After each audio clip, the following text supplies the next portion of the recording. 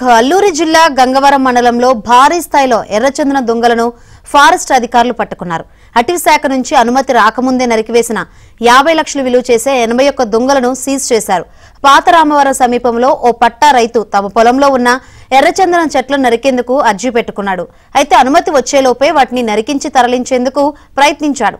ఈ విషయం తెలుసుకున్న అటవీ అధికారులు స్పాట్ కు వెళ్లి దొంగలను స్వాధీనం చేసుకుని సూదికొండ అటవీ క్షేత్ర కార్యాలయానికి తరలించారు. ఈ మేరకు కేసు నమోదు చేసి దర్యాప్తు చేస్తున్నట్లు ఫారెస్ట్ రేంజర్ తెలిపారు.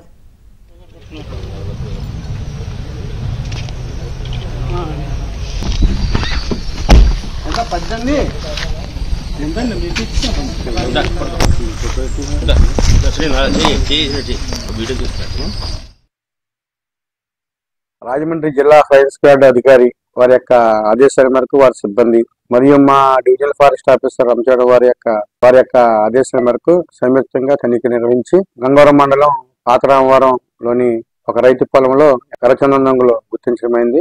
వాటి యొక్క ఘన పరిమాణము 1.38 మీటర్లు, అదేవిధంగా 1448 కేజీల యొక్క బరువుగా వాటి గుర్తించడమైంది. కేసు నమోదు పరచడమైంది. అది దర్యాప్తు కొనసాగిస్తున్నాం.